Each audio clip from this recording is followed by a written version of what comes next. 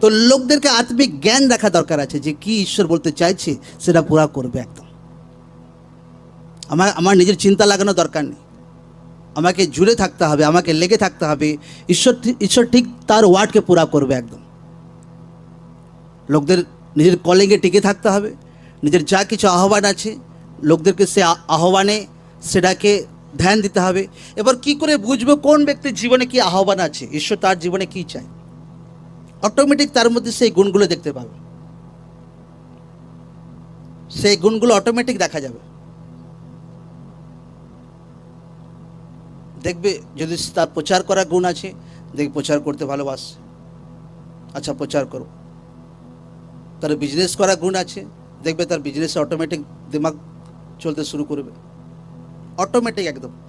কারো হাতের কাজের গুণ আছে, অটোমেটিক তার হাতের কাজের দিকে মাইন্ড আসতে শুরু করবে।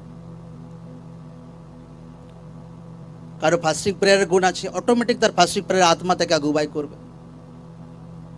তো এইভাবে জীবনে কলিং ধীরে ধীরে লোকদের জীবনে দেখা দেয়, সেটা জন্ম নেয়, সেটা বাড়ে।